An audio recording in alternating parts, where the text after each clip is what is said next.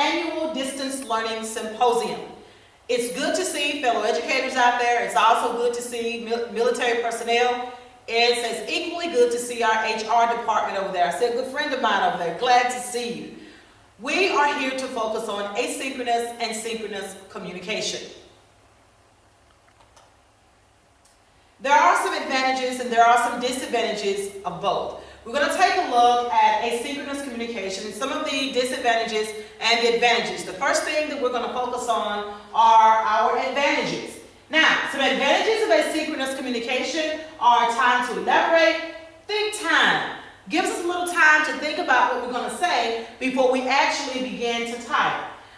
It's used to build knowledge, teacher presence. One of our research articles that we actually took a look at before coming here was written by Lean. Teacher presence is present in the asynchronous environment.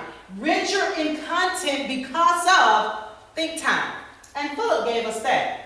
Some of the disadvantages is the feedback delay. We often have to wait for instructors to actually give us feedback on our assignments and no immediate response.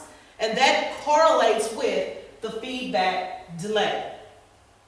Let's take a look at synchronous, some advantages of synchronous and disadvantages of synchronous communication. The advantages first, used to build knowledge. Asynchronous builds knowledge as well. This is more of a collaborative type of knowledge where you can glean knowledge from your peers and also glean knowledge from the instructor. Provides a sense of community. When you can hear and actually see through video conferencing or webcam what's going on the other side when you're talking to your instructor or through a peer, it builds a sense of community. Overbo and Casiello, immediate feedback from synchronous communication. Instant responses, one and the same. Question quickly answered. If you have something that you need to ask the professor or a peer, you can receive immediate response from them. Pan and Solon. And also Lean talked about the social presence. When you can audio hear, when you can see the other person that you're communicating with, there's a sense of humanity there, that you're human, and that social presence is there. Some of the disadvantages of synchronous communication is being able to schedule time that's convenient for a professor, for students. That's difficult sometimes. Students familiar with technology, the technology like Skype, may not be familiar to the whole student body. And also, everybody cannot type 60 words a minute. So there may be a delay in the time from typing, and you may have to wait on the teacher. You may have to wait on your peer, one of your students. So those are some disadvantages of synchronous communication. However, the web-based environment is full of asynchronous content. And we have to provide an interface for our students to interact with that content.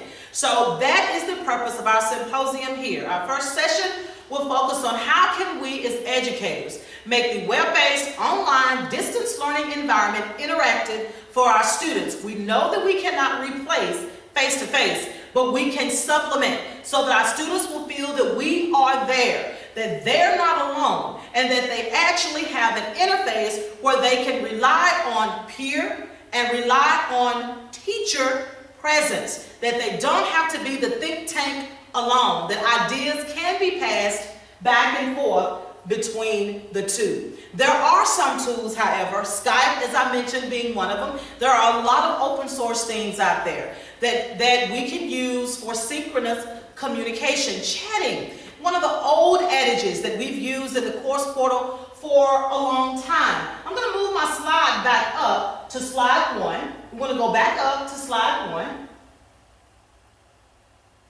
And we're going to stop here and take a look at the interface of Blackboard. This is the actual discussion forum for Blackboard. It is altogether 100% asynchronous. So if I type something in there, I'm not going to get an immediate response from my peer, nor am I going to get one from my teacher. But now, if I have a webcam, as this picture here shows, this person is communicating via webcam. They can actually see the person that they're communicating with, and there's a presence of I'm not alone, that I'm not the only person here. So it provides a bit of a social presence, a face-to-face element when we're using the webcams to produce or to imitate that synchronous environment. We as educators have our hands full. For so long, the distance learning environment has been asynchronous. We're moving into a new era in distance learning where we don't altogether have to be fully asynchronous. We have many tools. This baby right here, the cell phone. Pick it up, we can talk. We can also Skype, and we can become dynamic in our collaboration. So we do have many options. And we are here today to provide you with the research, to provide you with a list of websites, and actually to demonstrate asynchronous and synchronous communication. But that's not my job. My job was simply to introduce to you the topic and our speaker. Is this Keletta Strong from the Department of Education in Jackson, Mississippi. She is our speaker. We want to welcome her, so let's give her a hand as we welcome Ms. Keletta Strong, who is going to talk to us about ways we can incorporate synchronous interactions in an asynchronous interface. Welcome, Ms. Keletta Strong.